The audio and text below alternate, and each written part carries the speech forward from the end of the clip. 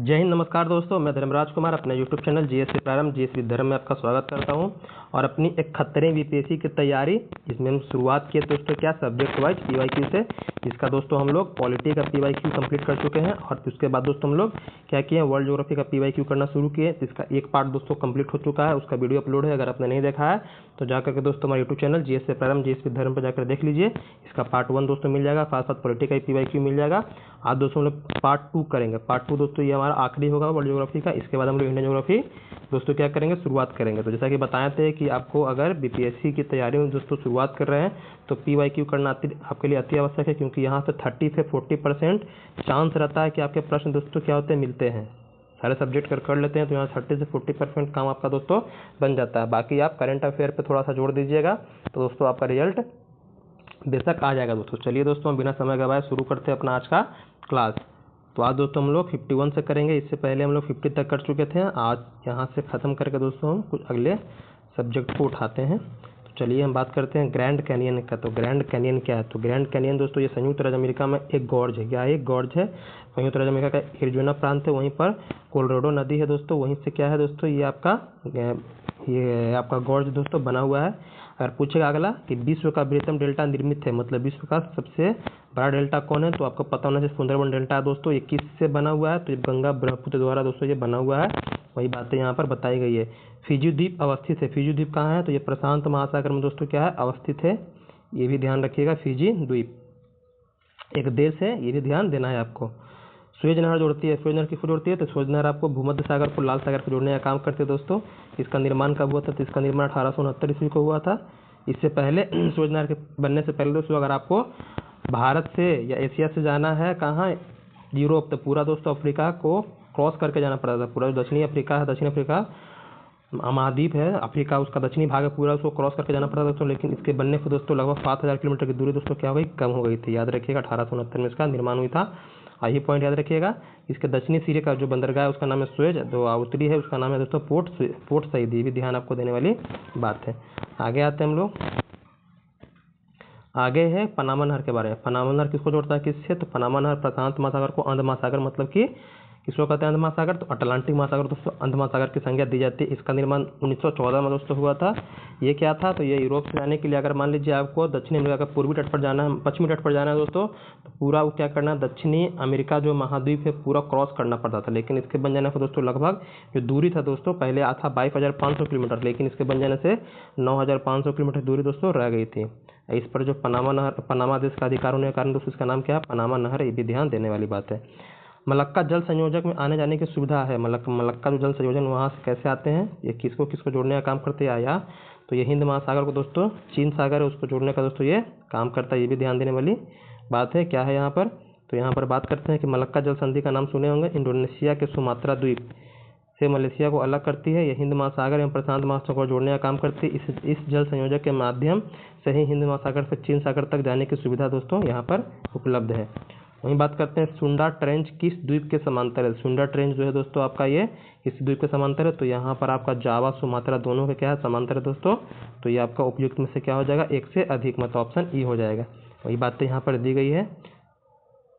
सुंडा गर्त बोलेगा कहाँ पर है? सुंडा गर्त दोस्तों आपका ये आपका हिंद महासागर में है।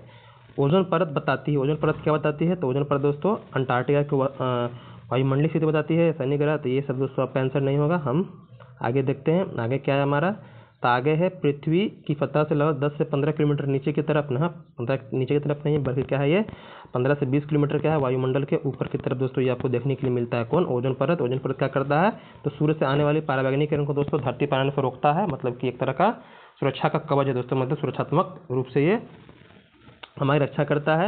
और ये समताप मंडल में दोस्तों मिलने का काम करता है। ये भी ध्यान रखिएगा। अगर पूछेगा ओजोन परत कहाँ पाई जाती है, तो समताप मंडल में निचले भाग में 15 से 30-35 किलोमीटर की ऊंचाई पर पाई जाती है। ये यूँ तो ओजोन की ऊंचाई 15 किलोमीटर से नीचे तथा ऊपर 40 किलोमीटर से 50 किलोमीटर तक है, किंतु संकेंद्र अत्यंत निम्न होने के होता है।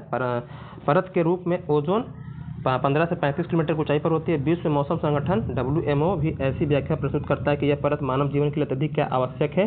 ओजोन परत सूर्य से आने वाली पराबैंगनी किरण, जैसा कि बताएं अल्ट्रावायलेट रेडिएशन को अवशोषण करने का पृथ्वी आने से रोकता है दोस्तों। इन किरणों से त्वचा कैंसर, मोतियाबिंद जैसी बीमारी दोस्तों देखने के लिए मिलती है दोस्तों, अगर ये हमारे पृथ्वी पर आ जाता है तो दोस्तों आगे बात करते हैं, पृथ्वी पर सतह पर ओजोन की परत ऊंचाई क्या है। जैसा कि बताएं आपको 15 से 20 किलोमीटर दिया नहीं है ऑप्शन, लेकिन 10 से 20 दिया है, तो हम 10 से 20 इसको टिक करेंगे। आगे बात करते हैं, काहिरा का समय ग्रीनविच से 2 घंटा आगे है, यह स्थिति है, तो मतलब कि क्या है 30 डिग्री पूर्वी देशांतर। काहिरा आपको किधर पड़ता है, तो ग्रीनविच से दोस्तों पूर्व में पड़ता है। किधर पड़ता है, पूर्व में। जैसे ही मान लीजिए कि हमारा विश्व है, यहाँ पर आपका क्या है, ग्रीनविच है, क्या है दोस्तों, ग्रीनविच लाइन है। यहाँ पर मान लीजिए आपका काहिरा है, यहाँ पर काहिरा है, तो इधर मतलब ग्रीनविच से पूर्व की ओर जाइएगा तो समय बढ़ेगा, और ग्रीनविच से पश्चिम की ओर जाइएगा तो समय घटेगा। मतलब मान लीजिए यहाँ पर 12 बजा है, तो यहाँ पर जाइएगा तो क्या होगा, 12 बजा है, तो जिस तरह से जितना अक्षांश का अंतर होगा, तो देशांतर का अंतर होगा, उतना ही क्या होगा, समय दोस्तों आगे होगा, और यहाँ जितना देशांतर का अंतर होगा उतना ही समय पीछे होगा। जैसे हमारा भारत यहाँ पर आपको देखने को मिलता है, तो ग्रीनविच से क्या है दोस्तों, 5.5 घंटा हमारे भारत की जो समय टाइम है वो आगे है। तो यहाँ बोला कि आपको 30 डिग्री पूर्वी देशांतर में 2 घंटा आगे है। 2 घंटा आगे मतलब क्या, तो एक देशांतर दूसरे देशांतर जाने में कितना समय लगता है, 4 मिनट लगता है दोस्तों। कितना लगता है, 4 मिनट। 4 मिनट लगता है 1 डिग्री देशांतर जाने में दोस्तों, याद रखिए कितना, 4 मिनट। यहाँ बोला है 30 डिग्री, तो कितना हो जाएगा, 4 गुना 30 कितना, 120, मतलब कितना हो गया दोस्तों आपका 120, कितना घंटा, कितना मिनट हो गया, 2 घंटा। आइए हम कैसे पता करें कि पूर्वी पश्चिम, तो आगे बोल रहा है तो आगे बता दिए, पूर्व में रहेगा तो आगे होगा, पश्चिम में होगा तो पीछे होगा। ये भी ध्यान देने वाली बात है, वही बातें यहाँ पर बताई गई है। दक्षिणी गोलार्ध में सबसे बड़ा दिन होता है, दक्षिणी गोलार्ध में सबसे बड़ा दिन दोस्तों आपका होता है 22 दिसंबर। कुछ तथ्य और बताना चाहेंगे इससे संबंधित। जैसे मान लीजिए कि हमारी क्या है, ये आपका ग्लोब है, ये मान लीजिए विषुवत रेखा है, ये आपका उत्तरी गोलार्ध हो गया, ये क्या हो गया, नॉर्थ पोल, ये आपका साउथ पोल हो गया दोस्तों। मतलब कि मान लीजिए उत्तरी गोलार्ध है, दक्षिणी गोलार्ध है दोस्तों। तो उत्तरी गोलार्ध में अगर बोलेगा कि सबसे बड़ा दिन कब है, तो सबसे बड़ा दिन दोस्तों यहाँ 21 जून होता है। तो जिस दिन यहाँ पर 21 जून को सबसे बड़ा दिन होगा, तो यहाँ पर 21 जून को क्या होगा, सबसे छोटा दिन होगा। फिर यहाँ प्रश्न किया दक्षिण गोलार्ध में सबसे बड़ा दिन क्या है, तो आपका 22 दिसंबर। तो यहाँ पर क्या हो जाएगा, 22 दिसंबर सबसे बड़ा दिन है, तो यहाँ पर 22 दिसंबर क्या होगा, सबसे छोटा दिन होगा। इस तरह से क्या होता है, अल्टरनेटिव याद रखिएगा, दोनों का उल्टा। वही बातें यहाँ पर बताई गई है, तो आपको याद हो गया होगा, उम्मीद करते हैं। चलिए आगे चलते हैं। महाद्वीप कैसे अलग हुए थे, तो महाद्वीप दोस्तों विवर्तनिक सिद्धांत है, उससे क्या हुआ, महाद्वीपों का दोस्तों अलगाव हम लोग पढ़ते हैं। तो पृथ्वी का निर्माण प्लेटों से हुआ है, विभिन्न प्लेटों से। यूरेशियन प्लेट का नाम सुने होंगे, प्रशांत प्लेट का नाम सुने होंगे। इस तरह से क्या है दोस्तों, निर्माण हुआ है किसका, तो हमारी महाद्वीप का दोस्तों। फिर ये प्लेट विभिन्न प्रारूप में विवर्तनिक क्रिया के फलस्वरूप गतिशील में प्रवाहित होती है। इस प्रकार से ये प्लेट अपने ऊपर स्थित महाद्वीप तथा महासागरीय भागों को अपने प्रवाह के साथ दोस्तों क्या करती है, स्थानांतरित करती है दोस्तों। आगे हम लोग बात करते हैं, आगे आते हैं दोस्तों। आगे हमारा अगला क्वेश्चन है कि वलन की क्रिया किसका परिणाम है। वलन जो होता है वो किसका परिणाम होता है दोस्तों, तो ये परिणाम आपका होता है पर्वत निर्माण कार्य बल। मतलब कि जो वलन क्रिया के द्वारा इनका दोस्तों पर्वत का निर्माण होता है दोस्तों। वहीं बात करते हैं कि पृथ्वी के अंतर्जात बलों के अंतर्गत पर्वत निर्माण बल, जिसे क्षैतिज संचलन भी होता है। इस प्रकार का 2 प्रकार के बल कार्य करते हैं, एक संपीड़न बल कार्य करता है, एक तनाव बल काम करता है।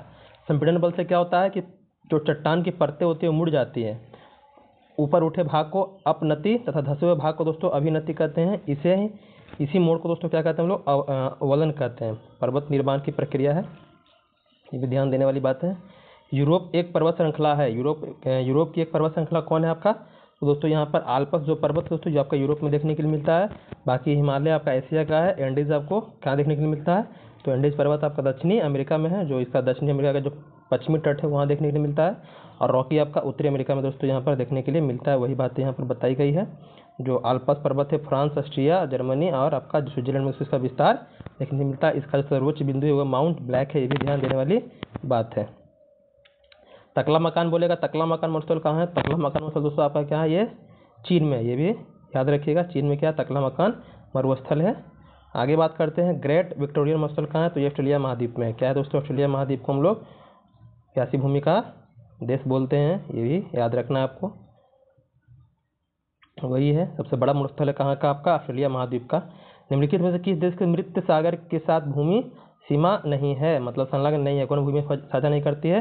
तो आप वर्ल्ड मैप जब देखिएगा मृत सागर को, तो आपको जॉर्डन, फिलिस्तीन, इजराइल ये सब क्या करते हैं, इसके साथ सीमा साझा करते हैं दोस्तों। मतलब इसके आपके बगल में है, लेकिन आपको जो लेबनान है दोस्तों, जिसकी राजधानी बेरूत है, ये दोस्तों इसके बगल में नहीं है, सीमा साझा नहीं करता है, ये भी ध्यान दीजिएगा। आगे बात करते हैं कि दक्षिण अमेरिका के मध्य अक्षांशीय घास के मैदान को क्या कहते हैं। दक्षिण अमेरिका में जो घास के मैदान पाया जाता है उसको बोलते हैं पंपास, जो दोस्तों अर्जेंटीना में पाया जाता है।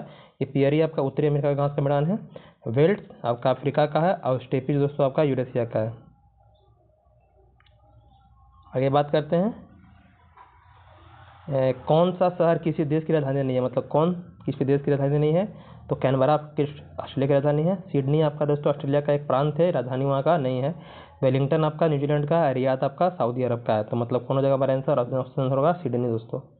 आगे बात करते हैं, वही से यहाँ दिया गया है, कुछ अलग देगा पॉइंट तो आपको बता देंगे, टेंशन नहीं लीजिए। आगे आते हैं कि 90 ईस्ट रीज कहाँ स्थित है, तो 90 ईस्ट रीज जो है आपका हिंद महासागर में, कहाँ है आपका हिंद महासागर में, इसको ध्यान रखिएगा। ये कटक है, कटक मतलब कि समुद्र में जो चट्टानें होती है दोस्तों उसे कहते हैं हम लोग कटक कहते हैं, समुद्री पर्वत समझ लीजिए। क्या है, सागरीय लवणता का मुख्य स्रोत क्या है, सागरीय लवणता का मुख्य स्रोत दोस्तों भूमि है। क्या है, भूमि है, याद रखिएगा। सागरीय लवणता का मुख्य स्रोत भूमि है, जबकि नदियाँ लवणता के सागर तक पहुंचाने वाले कारक का प्रमुख है। मतलब नदियों जो बह करके समुद्र में गिरती है अपने पास जो भी गाद लाती है उससे भी क्या होता है दोस्तों, समुद्र की लवणता बढ़ती है। अरब सागर के पानी का औसतन खारापन कितना है, तो ये दोस्तों 35 पीपीटी है। कितना है, 35 पीपीटी, ध्यान रखना है। हिंद महासागर में 0 से 10 डिग्री अक्षांश पर मध्य 35.14% लवणता पाई जाती है, परंतु बंगाली खाड़ी में घटकर 30% हो जाती है दोस्तों। वहीं अरब सागर में 36% लवणता पाई जाती है, अतः निकटतम विकल्प आपका बी सही है। वहीं आते हैं किसमें औसत लवणता सर्वाधिक है, तो सबसे ज़्यादा लवणता आपको दोस्तों मृत सागर में देखने के लिए मिलता है। डेड सी का नाम सुने होंगे, वहीं पर क्या मिलता है, देखने के लिए मिलता है। प्रश्नानुसार विकल्प में मृत सागर में सर्वाधिक लवणता पाई जाती है। तुर्की व वॉन झील सबसे ज़्यादा है आपका 330, लेकिन वॉन झील यहाँ पर दिया नहीं है। उसके बाद आपका है ग्रेट साल्ट लेक 220 लवणता पाई जाती है दोस्तों, ये भी ध्यान देने वाली बात है। दक्षिण अमेरिका की सबसे बड़ी नदी है, तो दक्षिण अमेरिका की सबसे बड़ी नदी दोस्तों आपका क्या, अमेजन नदी है, जो आपके जो एंडीज पर्वतमाला वहीं से दोस्तों निकलती है, और ये आपके ब्राज़ील से होते हुए दोस्तों आपका जो अटलांटिक महासागर वहाँ पर दोस्तों अपना पूरा बहाव गिरा देती है। आगे आते हैं हम लोग। आगे हमारा अगला क्वेश्चन क्या करना, मिलाना है। कुछ यहाँ पर शहर के नाम दिया, नदी का नाम दिया, उसको मिलाना है। तो रोटरडम जो दोस्तों आपका वो क्या है, राइन नदी के किनारे है। पेरिस आपका फिन नदी के किनारे है। बुडापेस्ट आपका डेनिब नदी के किनारे। वॉशिंगटन क्या हो जाएगा, ये आपका पोटोमेक नदी के किनारे। सब क्या है दोस्तों, राजधानी शहर है। क्या है आपका, राजधानी शहर है, ये भी ध्यान दीजिएगा। आगे चलते हैं हम लोग। हिंद महासागर और लाल सागर को जोड़ने का काम कौन करता है, तो बाब अल मंडेब है दोस्तों, यही क्या करता है, जोड़ने का काम करता है हिंद महासागर को और लाल सागर को दोस्तों। यही देखिए दिया, हिंद महासागर को लाल सागर को बाब अल मंडेब जल संधि जोड़ती है। अन्य बात करें हम लोग तो हार्मुज जल संधि जो है आपका फारस की खाड़ी को ओमानी खाड़ी को जोड़ता है। बोस्पोरस जो है आपका काला सागर को मरमरा सागर से जोड़ता है। और मलक्का जो है आपका अंडमान सागर को दक्षिणी चीन सागर जो है उससे जोड़ने का काम करता है।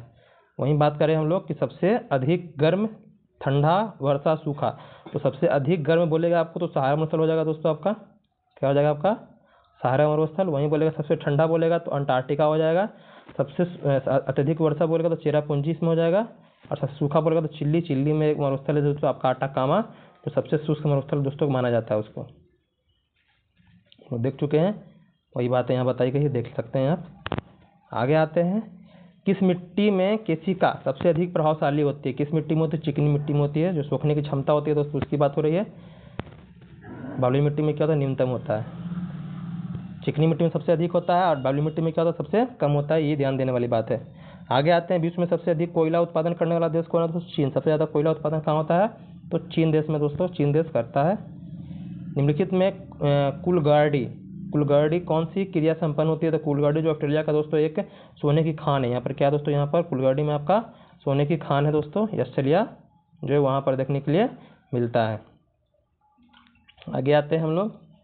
आगे है कि किस देश में 2019 में सालाना सबसे अधिक सोने का उत्पादन टन हुआ। सबसे ज़्यादा 2019 की बात करें, सबसे ज़्यादा आपको चीन में हुआ दोस्तों सोने का उत्पादन। कहाँ हुआ, चीन में हुआ। एक आंकड़ा का द्वारा ये दोस्तों ये सिद्ध हुआ है। वहीं बात करते हैं विश्व में एल्युमिनियम का सबसे बड़ा उत्पादक कौन है दोस्तों, तो हमारा भारत है। कौन है, हमारा भारत दोस्तों। 2015 से 2019 के आंकड़े के अनुसार वर्ष 2019 में अगर बात करें सबसे ज़्यादा उत्पादन जो हुआ एल्युमिनियम का हमारे भारत में हुआ है, ये भी याद रखने वाली बात है। आगे आते हैं हम लोग।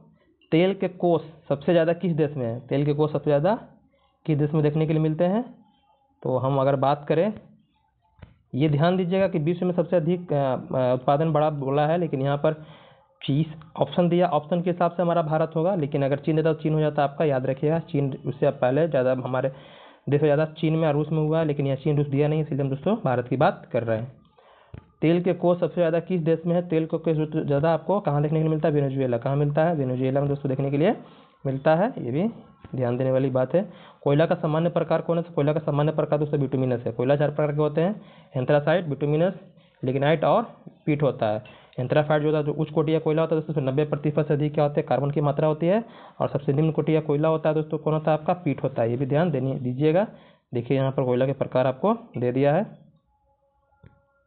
आगे आते हैं हम लोग, ये भी एक पॉइंट है, ये ध्यान दीजिएगा यहाँ पर कि भारत में कुल प्राप्त कोयले में 90% जो अधिक भाग प्राचीन काल में गोंडवाना शैल में पाया जाता है। गोंडवाना युगन कोयला मुख्यतः बिटुमिनस होता है। मतलब हमारे भारत में ज़्यादातर आपको बिटुमिनस कोयला ही देखने के लिए मिलता है दोस्तों, एंथ्रासाइट बहुत कम देखने के लिए मिलता है। वहीं बात करें ऊर्जा वाणिज्यिक स्रोतों में विशुद्धता शामिल है। कौन विशुद्धता शामिल है? तो यहाँ पर ऑप्शन दिया है, मतलब कि सबसे ज़्यादा विशुद्ध कौन है, तो आपको यहाँ पर अरेंज करना है। तो यहाँ पर देखिए, शक्ति के बाद कोयला, तेल गैस, जल विद्युत और यूरेनियम। ये ऑप्शन आपका क्या है दोस्तों? यह है विशुद्धता को दर्शा रहा है दोस्तों। कौन शहर धातु के व्यापार का सबसे बड़ा केंद्र है? तो यहाँ पर लंदन दोस्तों क्या धातु व्यापार का सबसे बड़ा केंद्र माना जाता है। ये भी ध्यान देना है। साफ रात मेघीय रातों से अपेक्षा अधिक ठंडी होती है, तो इसका क्या है कारण? विकिरण के कारण। क्या होता है? विकिरण के कारण दोस्तों साफ रात मेघीय रातों की अपेक्षा क्या होती है? ज़्यादा ठंडी होती है। कारण क्या है? तो हम आपको कारण बताते हैं यहाँ पर कि मेघीय रातों में वायुमंडलीय व जलवाष्प की मात्रा रातों की अपेक्षा अधिक होती है। बहिर्गामी पार्थिव विकिरण को जलवाष्प अवशोषित करता है, फलस्वरूप मेघीय रातों में अपेक्षाकृत अधिक गर्म महसूस होती है। इसके अतिरिक्त साफ रातों में वायुमंडल जलवाष्प की कमी के कारण रात्रि के समय पार्थिव विकिरण आसानी से शून्य हो जाती है, जिसके कारण साफ रातें ठंडी महसूस होती है। वास्तव में वायुमंडल ग्रीन हाउस प्रभाव के भांति व्यवहार करता है। सिंपल समझिए कि अगर आकाश में रात में अगर बादल छाया हो दोस्तों, तो वो साफ आकाश की तुलना में क्या होता है? ज़्यादा गर्म होता है। कारण यही होता है कि क्या करता है? ऊष्मा को दोस्तों अवशोषित कर लेता है बादल, जिसके कारण क्या होता है? पृथ्वी गर्म हो जाती है, जिससे हमें गर्म महसूस होता है। भारत में निर्वतन, मानसून का निर्वतन इंगित करता है। किसको इंगित करता है? तो साफ आकाश को, बिल्कुल सही है। बंगाली खाड़ी में अधिक दाब परिस्थिति को, भी सही है। स्थल पर तापमान बढ़ने से, तो ये भी सही है। मतलब तीनों पर क्या है? सही है। ये भी ध्यान दीजिएगा। आगे हम लोग बात करते हैं,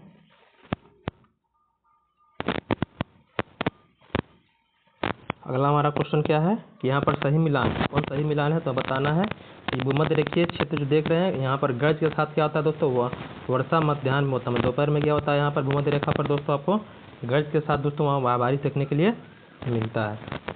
आगे आते हैं, अगला क्वेश्चन, किस क्षेत्र में भूमध्य सागरीय जलवायु प्रचलित नहीं है? कौन क्षेत्र में दोस्तों? तो पंपाज में जो है आपका, वहाँ भूमध्य सागरीय जलवायु देखने के लिए नहीं मिलता है। आगे बात करते हैं, यहाँ पर कुछ है दिया हुआ देख लेते हैं।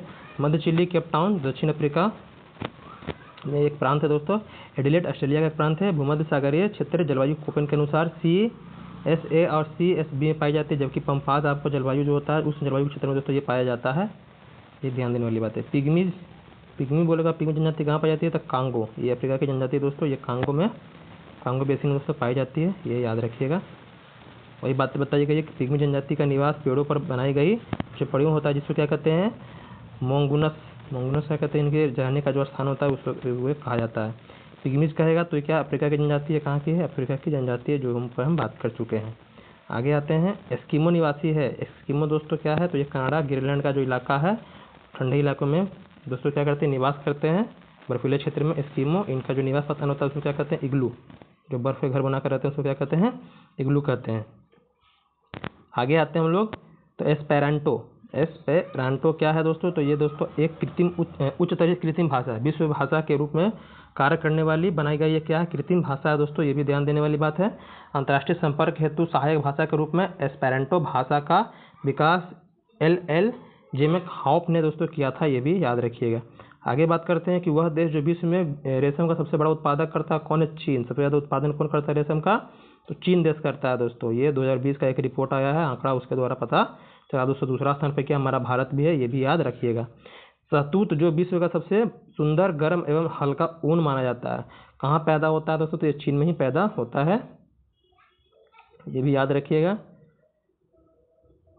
दिया है कि शहतूत एक विशेष प्रकार का गर्म ऊनी शॉल होता है, जो तिब्बती एंटीलोप अथवा चीरू के बालों से तैयार किया जाता है। चीरू का निवास मूलतः चीनी स्वायत्त क्षेत्र में तिब्बत में दोस्तों मिलता है आपको। वहीं बात करते हैं कौन सा देश विश्व का सबसे अधिक केसर उत्पादन करता है, तो दोस्तों आपको ईरान में मिलता है। अगर हम अपने भारत की बात करें तो भारत में आपको केसर कहाँ देखने के लिए मिलेगा, तो हमारे जम्मू कश्मीर जो है दोस्तों यूटी, वहाँ पर सबसे ज़्यादा केसर का उत्पादन होता है दोस्तों, ये भी याद रखना भारत में। लेकिन विश्व स्तर पर बात करें तो ईरान में सबसे ज़्यादा केसर का उत्पादन होता है। वहीं बात करें हम कि पत्थर के कोयले के भंडार में कौन सा देश संसार में अग्रणी है, तो दोस्तों ये आपका चीन है। कौन है पत्थर के कोयले में, तो चीन आपका अग्रणी देश है। यहाँ पर एक प्रश्न ध्यान देना, प्रश्नकाल के दौरान पत्थर के कोयले का भंडार में चीन, संयुक्त राज्य अमेरिका द्वितीय एवं तृतीय स्थान भारत था। वर्ष 2020 के अंत तक पत्थर के कोयले में एंथ्रासाइट बिटुमिनस भंडार प्रमाणित भंडार में संयुक्त राज्य अमेरिका प्रथम स्थान पर हो गया था। इसके बाद चीन और भारत का स्थान था दोस्तों। मतलब कि इसमें क्या होता है, रिपोर्ट दोस्तों बदलते रहता है। ये प्रश्न कब का है, तो ये 1995 का दोस्तों, ये भी ध्यान दीजिएगा। लेकिन वर्तमान समय में बात करें तो कौन है, यूएसए। कौन है, यूएसए पत्थर के कोयले निर्माण में दोस्तों उत्पादन करने में। आगे आते हैं हम लोग, आगे हमारा क्या, तो संयुक्त राज्य अमेरिका को छोड़कर विश्व के निम्न देशों में से कौन सा देश कच्चे तेल में सर्वाधिक उत्पादन करता है। कौन करता है, तो सऊदी अरब। अगर संयुक्त राज्य अमेरिका को छोड़ दें तो दूसरा स्थान पे कौन आएगा आपको, तो सऊदी अरब जो है देश, तो वहाँ पर क्या होता है, कच्चे तेल का उत्पादन दोस्तों सर्वाधिक हमको देखने के लिए मिलता है। वहीं बात करें कौन सा देश विश्व में सबसे अधिक यूरेनियम उत्पादन करता है दोस्तों, तो ये कजाकिस्तान। कौन है, कजाकिस्तान जो है सबसे ज़्यादा वहाँ यूरेनियम का दोस्तों उत्पादन होता है। टीन मिलता है, टीन कहाँ मिलता है, टीन में तो दोस्तों जो आपका ये प्लेसर निक्षेप होता है, वहाँ पर क्या होता है, इसी से टीन आपको मिलता है दोस्तों। प्लेसर के निक्षेपों से हमें टीन की प्राप्ति होती है। वही बातें यहाँ बताई गई, विश्व में प्राप्त होने वाली टीन की 80% मात्रा प्लेसर निक्षेपों से प्राप्त होती है। ये निक्षेप रिवर बेड्स में पाए जाते हैं। अधिकांश प्लेसर निक्षेप दक्षिण पूर्व एशिया में फैले हुए हैं। वर्ष 2020 में इंडियन मिनरल ईयर बुक के अनुसार टीन सबसे ज़्यादा कहाँ हुआ है, तो चीन, इंडोनेशिया और म्यांमार एवं पेरू दोस्तों उत्पादित करने वाला देश में शीर्ष है। मृदा संरक्षण वह प्रक्रम है जिसमें क्या होता है दोस्तों, जिसमें मृदा के नुकसान से सुरक्षित किया जाता है। मृदा संरक्षण के बारे में, जिसमें मृदा को नुकसान होने से बचाया जाता है, उसे क्या कहलाता है, मृदा संरक्षण कहलाता है दोस्तों, ये भी याद रखिएगा। आगे बात करते हैं टेरा रोसा। टेरा रोसा का प्रारूपिक विकास उस भूभाग से होता है जिसमें क्या होता है, जिसमें चूना पत्थर दोस्तों होता है। वहीं पर क्या होता है, इसका विकास दोस्तों देखने के लिए मिलता है। पृथ्वी पर घने वन अधिकतर मिलते हैं, कहाँ मिलते हैं, तो विषुवत रेखा जो क्षेत्र दोस्तों, वहाँ पर आपको घने वन मिलते हैं, क्योंकि वहाँ पर सालों भर वर्षा देखने के लिए मिलता है। सुबह शाम आपको वहाँ वर्षा देखने के लिए दोस्तों मिलता है, इसीलिए क्या है, वहाँ पर दोस्तों घने वन पाए जाते हैं। वहीं बात करें हम लोग, विश्व में कौन सा देश मुलायम लकड़ी एवं लकड़ी की लुगदी का सबसे बड़ा उत्पादन एवं निर्यात करने वाला है दोस्तों, तो ये आपका हो जाएगा कनाडा। कौन हो जाएगा दोस्तों, कनाडा हो जाएगा, ये याद रखिएगा।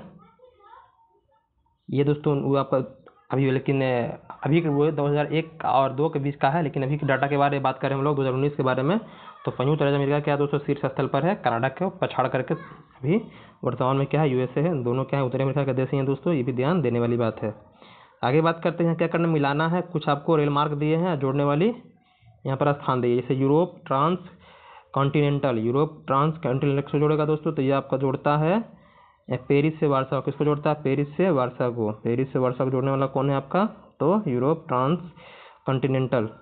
वहीं बात करते हैं ट्रांस इंडियन रेल मार्ग किसको जोड़ता है, तो ये आपका ब्यूनस आयर्स जो है अर्जेंटीना की राजधानी, उसको से वाल परेजो को जोड़ता है।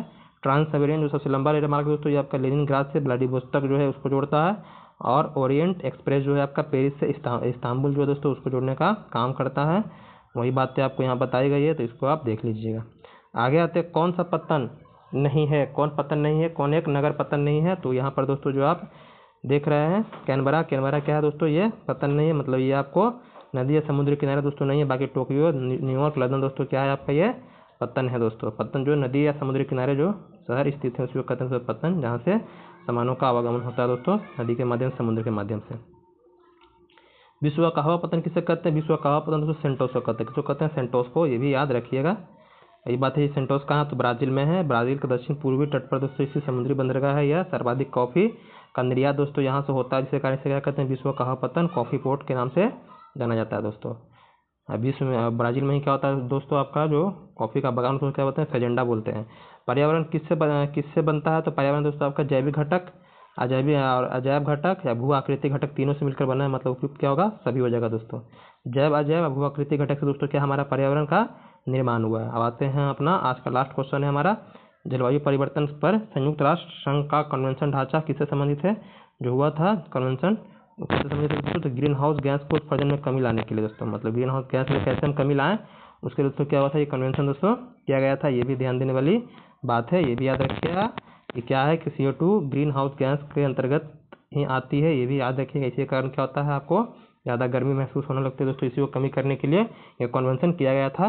तो इस तरह से क्या होता है दोस्तों, हमारा ज्योग्राफी का PYQ जो है खत्म हो गया। अब इसके बाद हम लोग इंडियन ज्योग्राफी करेंगे, वो भी जल्दी खत्म करके दोस्तों फिर इतिहास को शुरू करेंगे, क्योंकि इतिहास का PYQ दोस्तों आपके लिए इंपॉर्टेंट है और उसकी मात्रा भी दोस्तों क्या है, ज़्यादा है। लेकिन धीरे धीरे आपका सभी हम कंप्लीट करवा देंगे। इस तरह से PYQ अभी खत्म हो जाएगा आपका।